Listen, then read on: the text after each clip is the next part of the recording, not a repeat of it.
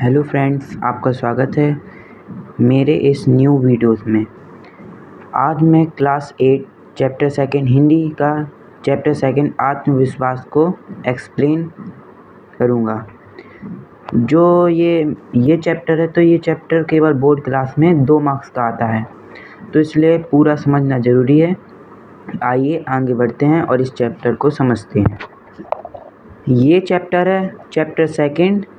Chapter का नाम है आत्मविश्वास। आत्मविश्वास का मतलब होता है आत्मा के ऊपर विश्वास, माने पहले अपने ऊपर विश्वास रख के दूसरे को दिलासा देने वाला आत्मविश्वास। अपने ऊपर आत्मविश्वास, आत्मा के ऊपर विश्वास। तो आइए पाठ परिचय। जीवन में सफलता प्राप्त करने का एक शक्तिशाली मंत्र है। जो जीवन है अपन लोग का, तो उसमें जो जीवन की सफलता माने जो आगे अपन लोग प्रयास करेंगे, बहुत सारे एग्ज़ाम्स देंगे, तो उनमें अपन लोग को जीवन में केवल एक चीज़ की आवश्यकता होती है। वो क्या है? आत्मविश्वास, माने कॉन्फिडेंस। हमें अपने जीवन में पग पग पर कठिनाइयों पर सामना करना पड़ता है। इस जीवन संग्रह में वही सफल हो पाता है जिसे अपनी शक्ति और अपने प्रयासों पर विश्वास होता है। माने जैसे जिसको आत्मविश्वास माने अब कॉन्फिडेंस होता है, वही अपने सफलता पर विजय प्राप्त होता है। वरना अगर कोई घबरा जाए तो उसमें पहली बात तो जो आदमी उनके ऊपर आत्मविश्वास की कमी बिल्कुल नहीं होनी चाहिए। मनुष्य के अंदर कॉन्फिडेंस रहना चाहिए, आत्मविश्वास। प्रस्तुत निबंध में निबंधकार ने इतिहास में अपने अनेक उदाहरण देते हुए इस सत्य को सिद्ध किया है। माने जो इस चैप्टर के लेखक हैं, उनने इस अपने निबंध माने कहने का जो निबंध लिखा है, उसमें निबंधकार ने इतिहास में अनेक उदाहरण देके अपने सत्य को सिद्ध किया है। चलो तो आगे बढ़ते हैं, आगे पढ़ते हैं। पहले तो ये देखो कि इस चैप्टर के लेखक कौन है। इस चैप्टर के लेखक है कन्हैया लाल मिश्र प्रभाकर। तो जैसे जब आप पेपर देने जाओ तो जितना भी ये बुक है, NCERT बुक है, इसकी जितने भी ये लेखक हैं उनके नाम तो ज़रूर पढ़ के जाना, क्योंकि ये आते हैं। चलो तो आगे बढ़ें। बाली से कौन लड़ सकता है महाराज? क्यों? जो ये इसमें 4 कथा के रूप में आत्मविश्वास का चैप्टर रखा गया है। बाली से कौन लड़ सकता है? तो ये एक प्रकार का कन्वर्सेशन चल रहा है। क्यों महाराज? ऐसी इसमें क्या बात है? बाली कौन है? आपने देखा होगा राम और बाली, जब राम जी ने बाली को छुपकर उनको मार दिया था, वही बाली है महाराज। उसे ऐसा वरदान प्राप्त है कि जो उसके सामने आता उसकी आधी ताकत उसमें आ जाती, वह उसे आसानी से पछाड़ देता। माने कन्वर्सेशन चल रहा है, हमारा बाली उसे वरदान प्राप्त था, बाली था उसको वरदान प्राप्त था, जो भी उसके सामने आता उसकी आधी ताकत किस में आ जाती थी? बाली में। और ये वरदान किसने दिया था उसको? ये वरदान बाली को शंकर जी ने दिया था। सुग्रीव ने राम से अपने बड़े भाई बाली, जो सुग्रीव हैं उन्हीं के बड़े भाई का नाम है बाली, के संबंध में यह बात बताई थी कि दूसरे की सामने वाली आधी ताकत अपने में खींचने की शक्ति का जो वरदान बाली को प्राप्त है, वह हम सबको भी प्राप्त है। जो सुग्रीव हैं, राम से अपने भाई की बाली के संबंध में बात बताई कि जो वरदान बाली को प्राप्त है वही किसको प्राप्त है? सभी मनुष्य को प्राप्त है। पर इसमें वही तो बताया, सुग्रीव ने राम से अपने भाई बाली के संबंध में बताया। सुग्रीव है वो राम जी को बताते हैं कि दूसरे के सामने वाली आधी ताकत अपने में खींच लेने का शक्ति जो वरदान बाली को प्राप्त था, वह हम सबको भी प्राप्त है। विडंबना यह है कि हमने कभी उनका प्रयोग ही नहीं किया। सबके अंदर आत्मविश्वास है, पर क्या नहीं किया अपन लोग ने? उपयोग ही नहीं किया। इसलिए विरोधी हमें पीटते रहते हैं और हम उनसे पिटते रहते हैं। जो विरोधी माने जो अपन लोग के शत्रु होते हैं, तो वो अपन लोग को पीटते माने दबाते रहते हैं और अपन लोग दबते रहते हैं। पर अपन लोग को ऐसा नहीं करना चाहिए। आत्मविश्वास में कॉन्फिडेंस रखना चाहिए अपने ऊपर। चलो आगे। सच बात यह है कि जब कोई विरोधी हमारे सामने आता तो हम अपनी आत्महीनता और कायरता, कुसंस्कार, आत्मविश्वास की कमी से विरोधी का और अपना बल तौले बिना ही उसको अपने से शक्तिशाली मान लेते। सच बात तो यह है, जब कोई विरोधी माने अपन लोग का कोई जिससे अपन लोग बहुत ज़्यादा डरते हों, जो कोई अपने पापा से डरता हो, एग्ज़ाम्पल 2 अपने पापा से डरता हो और यदि वो कुछ गलत काम कर रहा है तो एकदम से उसका पापा आ जाएँ तो क्योंकि पापा जो उनके पापा हैं तो उनका आत्मविश्वास है। माने अगर अपन लोग के पास भी आत्मविश्वास होता तो अपन लोग इतने घबराते नहीं, माने पूछ लेते किस बात पे आप गुस्सा हो। माने एग्ज़ाम्पल, अब दूसरा पेज देखें। बस यही मानना है शक्ति को आधा कर देती है, हमसे वह आधी शक्ति हमारे विरोधी को प्राप्त हो जाती है और इस अर्थ में हम उससे आधे रह जाते हैं। विथ एग्जाम्पल और बताते हैं, जैसे आप किसी सर से डरते हो, माने वो सर फालतू में यदि मार दें तो अपन लोग को क्या करना चाहिए? पहले तो जो अगर मारें तो उनसे पूछो कि आपने क्यों मारा, पर अपन लोग क्या करते हैं, आत्मविश्वास की कमी से पिटते रहते हैं और वो विरोधी हैं तो वो हमें पीटते रहते हैं। तो पहले पूछना चाहिए आपने क्यों मारा। यदि हमने कोई गलती नहीं की है तो हमें बिना डरे ही उस बात का सामना करना चाहिए। हमें आत्मविश्वास हो तो हम विरोधी का आत्महीन कर सकते हैं और उन्हें शक्ति अपने में ले सकते हैं। आत्मविश्वास की सबसे बड़ी दुश्मन कौन है? दुविधा। दुविधा माने कोई भी गलत भावना आ जाने पर जो दुविधा हो जाती है वही दुश्मन है किसकी? आत्मविश्वास की।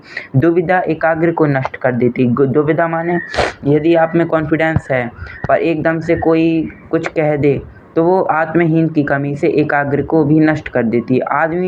आदमी की शक्ति को बांट देती है। जो अब बताया ना हमने, जो आदमी की शक्ति है उसको भी बांट देती है। आधा इधर और आधा उधर, बस इसी तरह आदमी अखंडित हो रहा है। मेरे एक मित्र, चलो एक कहानी तो हो गई, अब दूसरी कहानी है। मेरे एक मित्र अपनी पत्नी के साथ जंगल में एक पेड़ के नीचे बैठे थे। माने जो कवि हैं तो वो एक एग्जाम्पल 2 बताते हैं कि मेरे एक मित्र अपनी पत्नी के साथ जंगल में पेड़ के नीचे बैठे थे। बात करते करते पत्नी सो गई। जो उसकी पत्नी थी तो बात करते करते सो गई। वे उपन्यास पढ़ने लगे। उपन्यास माने क्या होता है? जैसे प्रेमचंद्र हो गए, इन लोग के उपन्यास जो होते उन्हें जो लेखक है तो वो एग्जाम्पल 2 बताया, जो उनके मित्र हैं वो उपन्यास पढ़ने लगे। अचानक उन्हें लगा कि सामने से भेड़िया आ रहा है। जो लेखक हैं तो बताते हैं कि उनके जो मित्र हैं उनकी पत्नी सो गई थी और जो उनके पति थे जो उपन्यास पढ़ रहे थे उनने सामने से अचानक देखा कि सामने भेड़िया आ रहा है उन्हीं की तरफ। भेड़िया एक खूंखार जानवर, माने जो भेड़िया है वो क्या है? एक खूंखार जानवर। ये सोचकर वे इतने घबरा गए कि पत्नी को सोता ही छोड़ गए। जो उनके पत्नी है ना उनको भी सोता छोड़ गए। क्यों? आत्मविश्वास अगर उनमें होता तो वो नहीं जाते, उस भेड़िया का सामना करने के लिए तत्पर रहते। तो सोचकर वे इतने घबरा गए कि पत्नी को सोता ही छोड़ और वहाँ से भाग गए। भाग्य से कुछ दूर उन्हें एक बंदूकधारी माने जो वन विभाग वाले रहते तो जो जानवर हो जैसे शिकारी वगैरह होते वही सज्जन मिल गए, बंदूकधारी सज्जन मिल गए। वे उनके पैरों पर गिर गए। मेरी पत्नी को बताइए, भेड़िया उसे खा जाएगा। जो लेखक के मित्र हैं तो बता रहा है कि मेरे पत्नी को बचाइए और भेड़िया उसे खा जाएगा। वे गिड़गिड़ाने लगे। शिकारी दौड़ा उनके पेड़ के पास आया तो उनकी पत्नी यथापूर्व सो रही थी और भेड़िया उनके सामने रखी टोकरी में मुँह डाल के पूड़ियाँ खा रहा था। अब जो लेखक हैं तो उनके मित्र हैं तो उनकी पत्नी सो रही थी तो उनकी पत्नी को सोता ही छोड़ गया और अपने भाग्य खास कर ये कहो कि बंदूकधारी एक सज्जन मिल गए, वे उनके पैरों पर गिर गए। पत्नी को जब मेरी पत्नी को बचाइए, वो कहने लगे भेड़िया उसे खा जाएगा। शिकारी दौड़ा उसके पेड़ के पास आया तो उसकी पत्नी यथापूर्व ही सो रही थी। उनकी पत्नी है तो यथापूर्व माने पहले की ही तरह सो रही थी। यथापूर्व ये आप टिक लगा लीजिए क्योंकि ये आता है पेपरों में, तो इसमें फिल इन द ब्लैंक्स पूछ लेंगे। यथापूर्व का मतलब क्या होता है? पूड़िया खा रहा, जो भेड़िया है, परंतु भेड़िया नहीं था बल्कि कौन था? एक भेड़िया नहीं बल्कि एक कुत्ता था। तो कुत्ता पर क्या था? वो मित्र था जो लेखक का, तो उसके अंदर क्या था? आत्महीन था। उसने देखे ही बिना मान लिया कि कुत्ता है जो वो क्या है? भेड़िया है। चलो तो आगे बढ़ते हैं। अब शिकारी था, वो कहने लगा कहाँ है भेड़िया? शिकारी ने बंदूक साधते हुए पूछा। साधते माने बंदूक को सीधा करके पूछा। वे कांपते हुए बोले। जो वे कौन है? जो लेखक के मित्र हैं, वह है तो सामने। शिकारी बहुत ज़ोर ज़ोर से हंस पड़ा। क्यों? अब देखो, भले मानस, मानस माने क्या होता है? मनुष्य। ये तत्सम और तद्भव में पूछा जाएगा, तो उसको टिक लगा लीजिए, ये आता है पेपर में। वह तो बेचारा कुत्ता है। जो शिकारी है तो वो क्या कह रहा है? ये तो बेचारा कुत्ता है। क्या बात हुई भय? यह भय ने आत्मविश्वास हीन कर दिया। माने क्या? देखो, हमने जो आपको बताया वही आ गया। क्या बात हुआ?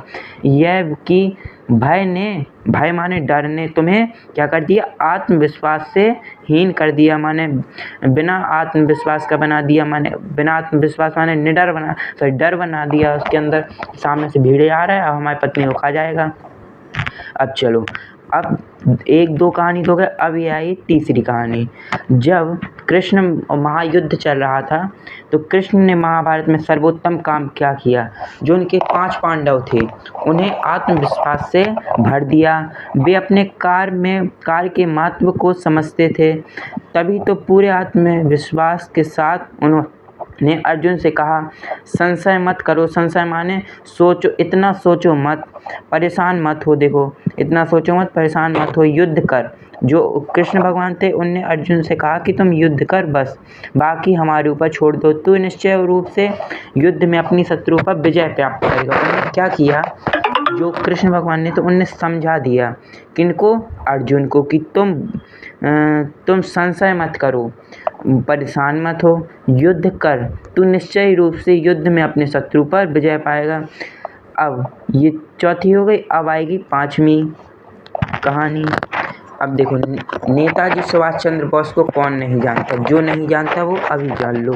नेताजी सुभाष चंद्र बोस जब ICS की प्रतियोगिता में बैठे हो तो अंग्रेज परीक्षक ने, पहले किनका राज था? अपने पर अंग्रेजों का था। इसलिए जो नेताजी सुभाष चंद्र बोस जब ICS की प्रतियोगिता में बैठे हुए थे, अंग्रेज परीक्षक ने पूरी तेजी से घूमते हुए पंखे की ओर, यदि उनने क्या पूछा? जो नेताजी हैं, तो जो परीक्षक थी उनने पूछा, हे सुभाष बाबू, क्या तुम इस घूमते हुए पंखे जो घूम रहा था पंखा, उसके संकेत करते हुए, इशारा करते हुए कहा कि क्या तुम इनकी पंखुड़ियाँ गिन सकते हो? तो सुभाष चंद्र बोस थे तो उन्होंने कहा जी। उन्होंने सुगमता के साथ क्या किया? पंखे को बंद कर दिया, क्योंकि उनके अंदर आत्मविश्वास था। तो उन्होंने पंखा बंद कर दिया तो झट से बोले कि हाँ, इस तरह।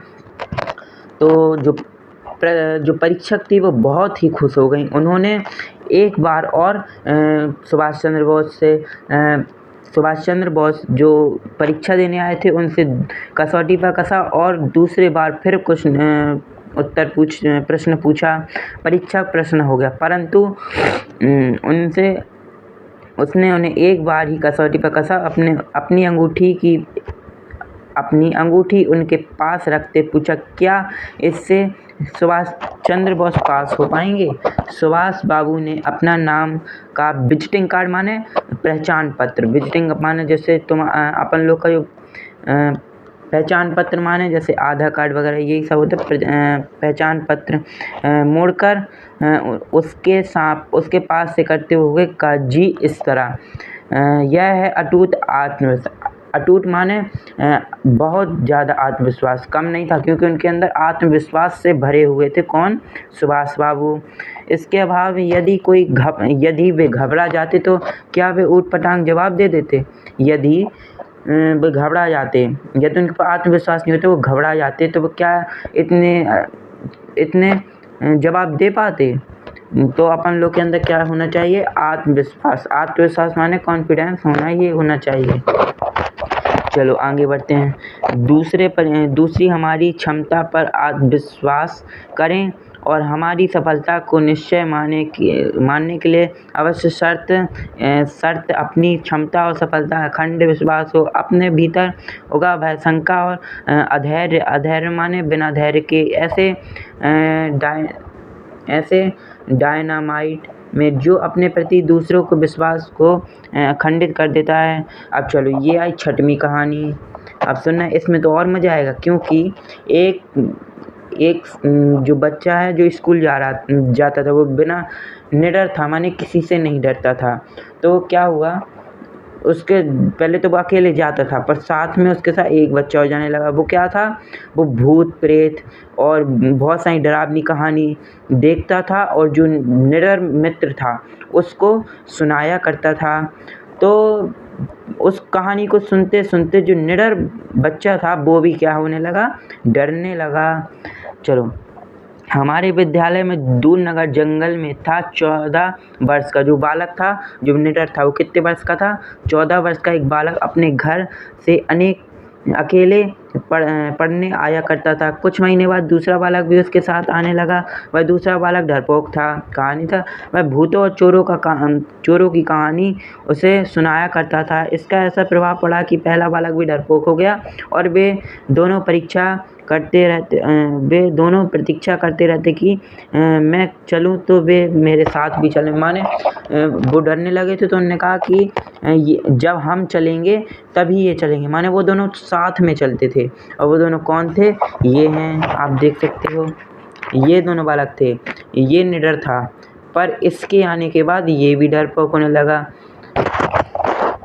सूत्र बात है कि हतोत्साहित, इसको टिक लगाइए, हतोत्साहित, निराशावादी, डरपोक और सदा असफलता का ही मरसैया माने क्या होता है? शोक गीत पढ़ने वालों को संपर्क के दूर रखें। और नीति का वचन यह है कि अपनी कुल की, अपने देश की निंदा हो तो उसे मुंह तोड़ उत्तर दे। संभव ना हो सके तो उसे भी संभव बना दें। चलो आगे देखते हैं। क्योंकि इसके आत्मगौरव और आत्मविश्वास की भावना खंडित होने का भय है। अनुभववाणी मनुष्य को जीवन के लिए इससे अच्छा और कोई बात नहीं कि वह सदा महानता अनुभव करता है। उसके लिए सब कुछ अच्छा ही होगा। जो सभी कार्य में हाथ में लूँगा उसके सफलता अवश्य मिलेगी। बहुत से मनुष्य यह सोचते हैं कि हमें कभी सफलता नहीं मिलेगी। जो बहुत से मनुष्य हैं वो क्या करते हैं? सोच लेते हैं। जैसे आप लोग एक एग्जाम्पल, बुरा नहीं मानना, एक एग्जाम्पल है। आपने जैसे ये है, अभी तो चैप्टर के जो आंसर्स हैं उनमें बहुत बड़े आएंगे। तो आपने देख लिया एक आंसर है, अब हमसे ये नहीं होगा तो नहीं होगा, आपने प्रयास किया ही नहीं। अगर आप में आत्मविश्वास होता तो आप इसको 1 मिनट में याद कर सकते थे। यही है, बहुत से मनुष्य यह सोचते हैं कि कभी सफलता नहीं मिलेगी, देव हमारी विपत्ति में। जैसे दूसरा एग्जाम्पल, आप बोर्ड एग्ज़ाम में, वैसे भगवान करे ऐसा होना, शायद अगर आप लोग फेल हो गए तो आपका ये तो नहीं कि आपका जीवन पूरा बिगड़ गया। आप एक बार और उसको, जैसे एक चींटी है तो दाना लेके जाती है तो बार बार गिरती है, कितने बार गिरती है आपने खुद देखा होगा, पर वो चढ़ती रहती है। एक समय ऐसा आता है कि वो चींटी चढ़ जाती है अपने मंजिल पे। तो इसलिए मनुष्य को भी अपने ऊपर आत्मविश्वास रखना चाहिए और सभी जितने भी कठिन से कठिन कार्य हो उसको करना चाहिए। अपनी सफलता को अपने हाथों में पीछे ढकेल देते हैं। उनका मानसिक भाव सफलता और विजय के अनुकूल बनता है ये नहीं। वे सफलता और विजय कहाँ? यदि हमारा मन शंका और निराशा से भरा हो तो उसके कर्मों का परिचय भी निराशाजनक ही होगा। क्योंकि सफलता की, विजय की उन्नति कुंजी अविचल श्रद्धा ही है। क्या मैं अभागा हूँ, क्या मैं भाग्यवान हूँ? इन प्रश्नों का सही उत्तर जानने के लिए किसी ज्योतिषी से पूछने की आवश्यकता नहीं है। इसके लिए तो आप अपने से ही पूछ सकते हैं कि आपको अभागा अनुभव करते हुए अभागा अनुभव को करते हुए तो कोई आपको भाग्यवान नहीं बना सकता, और भाग्यवान अनुभव करते हुए तो अभागा नहीं बना सकता। अपने मन को सफलता, विजय, सौभाग्य और श्रेष्ठता के विचारों का भावनाओं के सदा भरपूर रखिए और सफलता, विजय, सौभाग्य और श्रेष्ठता की ओर आगे बढ़िए। इसमें ये जो लेखक हैं तो बताते हैं कि हमें आत्मविश्वास रखना चाहिए, और ये पूरी चीज़ें, पूरी डिटेल वो इधर बताते हैं। जीवन में उतार भी है और चढ़ाव भी। माने जिस चींटी है तो वह ऊपर जाती है, माने उतार भी है और चढ़ाव भी है। कुछ लोग हमेशा उतार की ही बात सोचते हैं। माने कुछ लोग कहते हैं कि जैसे जो फार्मर है, किसान है, उनने फसल उगाई। इंसान सोचते हैं कि हमें मेहनत ना करना पड़े, हमें फसल मिल जाए, पैसे भी ना लगे। यही है, हमें हमेशा उतार की ही बात, मेहनत कुछ ना करें। यही उन लोगों की तरह है, कूड़ा घरों के पास कुर्सी बिछाकर बैठे जाते हैं और शहर की गंदगी को गाली देते हैं। जन्म से ही अंधी बहरी पर विचार को लेखक के रूप में विश्वविख्यात हेलन केलर, जो एक हेलन केलर नाम का एक हेलन केलर थे कि वह सूक्ति सदा याद रखिए। जो हेलन केलर थे उनने एक सूक्ति लिखी। क्या लिखी? वो सभी के लिए बहुत बहुत बहुत आवश्यक है। तो क्या है? सुख का एक द्वार जब बंद होता है, माने जैसे आपको बहुत सुख मिला पर वो एकदम से बंद हो गया, माने दुख आने लगे, तो तुरंत ही दूसरा द्वार खुल जाता है। लेकिन कई बार हम बंद द्वार की ही ओर इतनी तल्लीनता से ताकते रहते हैं कि हमारे लिए जो द्वार खोल दिया गया है हम उसे देख नहीं पाते। जो लेखक हैं तो वह बता रहे हैं, जो लेखक है वो तो एक उदाहरण देते हैं। जो हेलन केलर नाम के एक आदमी है तो उन्होंने एक सूक्ति लिखी। सुख का जब द्वार खुलता है, माने जो सुख है उसका जब द्वार बंद होता है तो जो दूसरा द्वार है वो खुल जाता है। पर हम क्यों नहीं देख पाते? क्योंकि यदि हमारे पर आत्मविश्वास होता तो हम इतने ज़्यादा घबराते नहीं और कहते कि जो हुआ तो भगवान ने कुछ अच्छा ही किया होगा। कुछ लोग तो यही टाकते, पर वो गलत है। क्योंकि इसमें क्या होता है, सुख का जब द्वार बंद होता है तो क्या होता है, दूसरा द्वार खुल जाता है। पर हम जो सुख का द्वार बंद हो गया, हम उसी की ओर देखते रहते हैं कि कब खुले, पर हमें इतना पता नहीं रहता कि यह बंद हुआ तो कौन सा खुल गया, दूसरा द्वार भी तो हमारे लिए खुल गया है, देख नहीं पाते। युद्ध में भी विजय नहीं होते और खंदक खाई इसे भी टिक लगा लीजिए, ये हम अभी लिखवाएंगे, को ताकते रहते हैं। विजयमाला प्रति उसके गले जो अपनी संपूर्ण शक्ति को तौलकर छलांग लगाते हैं, खतरों से खेलते हैं। जीवन के इस अनुभव को कभी मत भूलिए। जो हड़बड़ा के रह गया वो यह इधर, जिसने लड़ाई एड़ को खंदक के पार था। तो ये चैप्टर समाप्त होता है। इसमें पूरा चैप्टर किसके ऊपर? आत्मविश्वास के ऊपर। माने हमें अपने ऊपर आत्मविश्वास रखना है, लेखक ये बताता है। तो इसके साथ हमारा ये चैप्टर फिनिश होता है। अब इसके क्वेश्चन आंसर हम भेजेंगे आपको, तो ये लिख लेना, क्योंकि ये चैप्टर मोस्ट इम्पोर्टेंट है और इनके क्वेश्चन हम जो भेजेंगे तो बहुत सरल होंगे। अभी एडिशन हम भेजेंगे, ठीक है।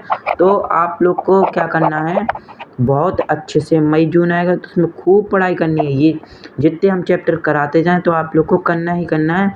और जो पेरेंट्स हैं तो ये वीडियो ज़रूर दिखाएं, क्योंकि हमने बहुत सी कहानियाँ और बहुत से जो अच्छे चैप्टर हम चैप्टर इनका लिखवाएंगे ना, तो इनके आंसर हैं तो बहुत छोटे छोटे लिखवाएंगे कि जो पेपर है उनके लिए भी सही रहे और बोर्ड एग्ज़ाम में आपकी 95+ तो बन ही सकती है। और हिंदी में तो टॉप, क्योंकि बहुत अच्छे जब आप लोग समझोगे तब। चलो अभी शब्दार्थ हम आप लोग को लिखवा देंगे और ये क्वेश्चन आंसर हैं, ये भी हम आप लोग को लिखवाएंगे। ये लॉन्ग क्वेश्चन है, तो ये लॉन्ग क्वेश्चन है तो इनमें हम जो मेन क्वेश्चन है इम्पोर्टेंट वो बस लिखवाएंगे, बाकी लिखवा देंगे। तो और इस संदर्भ प्रसंग व्याख्या ये तो बहुत ज़रूरी है, ये हमेशा आती है। और वाक्य का भाव स्पष्ट कीजिए, ये भी लिखवाएंगे। और जितनी ये ग्रामर है आप लोग की, ये हम सब कराएंगे।